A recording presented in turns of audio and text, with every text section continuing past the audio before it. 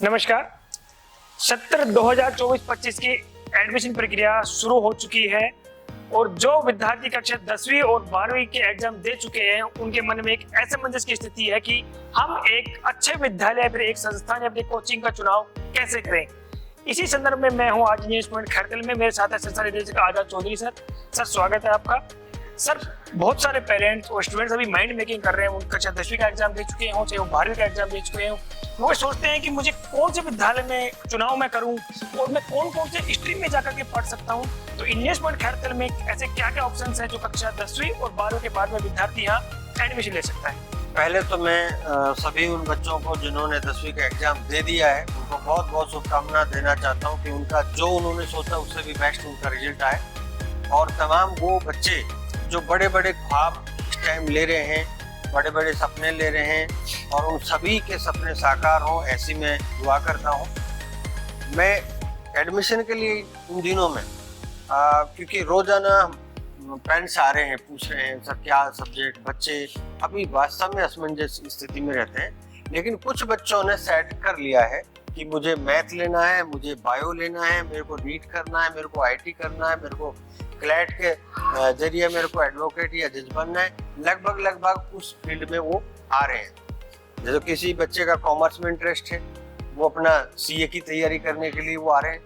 और अभी आर्ट के लिए जिन्होंने मन बना रखा है वो आर्ट ले रहे हैं। ऐसे सभी सब्जेक्टों में बच्चे आ रहे हैं। लेकिन जो इस टाइम बच्चे की सबसे कुछ बच्चों की जो दुविधा है ना, वो कैसे दूर हो, वो सबसे बेस्ट तरीका तो यही है कि वो एक बार स्कूल विजिट करते हैं। क्योंकि बच्चे के दिमाग में पता नहीं क्या चीज है, अब वो क्वेश्चन करेंगे तब हमें समझ में आएगा। सर, मैं आपसे जानना चाहूंगा कि कक्षा 12वीं के बाद में ईपी आप जैसे बताया कि इस बार क्लैट का एक नया कॉन्सेप्ट ईपी अपने खैरतल जिले में लेकर के आई है, जो सर पहली बार है।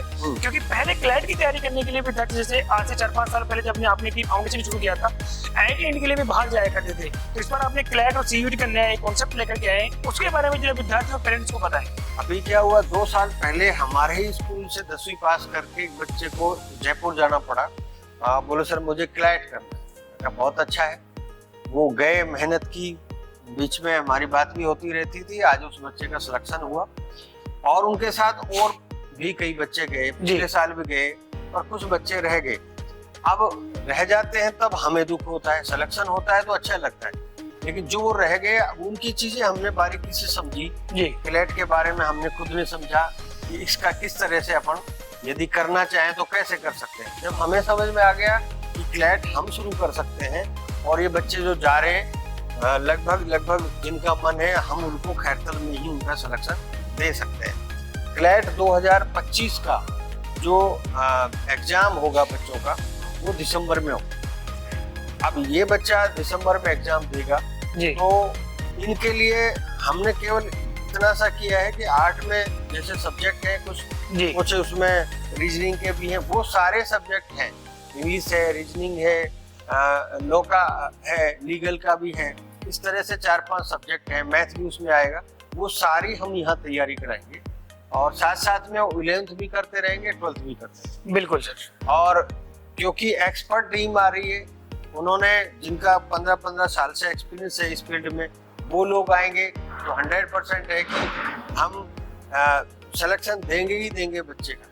हम इतनी पूरी मेहनत करेंगे, बस बच्चे को थोड़ा सा हमारा साथ देना होता है, उसके बाद सिलेक्शन निकाल।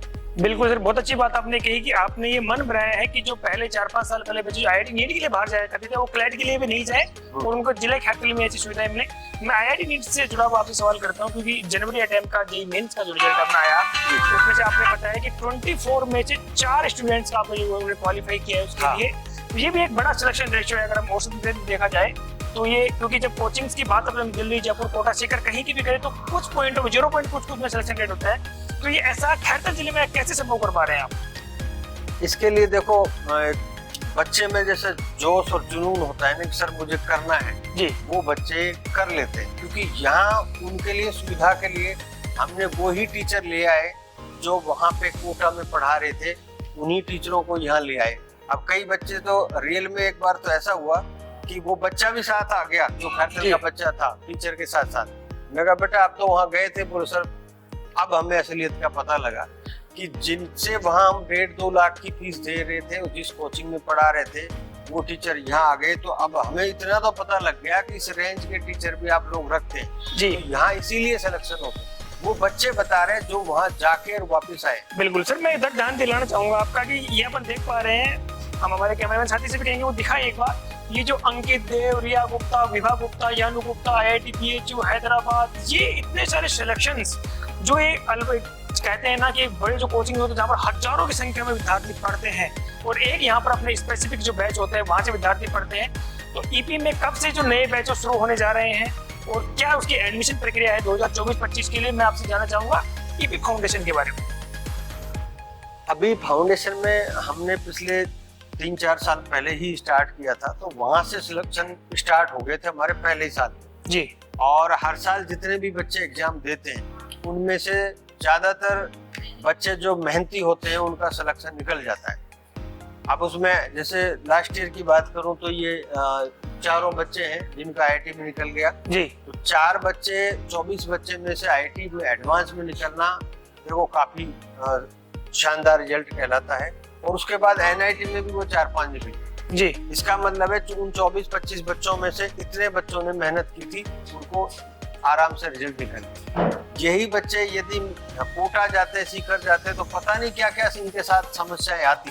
बिल्कुल इनका सिलेक्शन इतना रेशो से नहीं होता, ये पक्की बात है। क्योंकि बच्चा आज वहीं टीचर से पढ़ रहा है, शाम को उनसे प्रॉब्लम पूछ रहा है और अपने घर जाके आराम से मम्मी पापा के आशीर्वाद से वहीं बैठ के अपना जो पसंद खाना है वो भी खा रहे हैं और बिल्कुल टेंशन मुक्त है। सबसे अच्छी बात ये, जैसे कई बार पूछते हैं ना यार रेशो बहुत अच्छा है आप लोगों का, इतने बच्चे सिलेक्शन होना आसान नहीं होता, ये रेशो क्यों अच्छा है? उसका सीधा सा सिंपल सा है कि बच्चा जो माँ बाप के साथ रह के जितना अच्छा फील करता है वो दूर रह के तो रोजाना उसको मम्मी आएगी, कभी पापा, फैमिली आती रहेगी, वो आधा ध्यान तो उनका वही बढ़ जाता है। फिर ऊपर से और टेंशन होती है कि आजकल जो वो चीजें नेगेटिव चीजें भी वो बहुत है।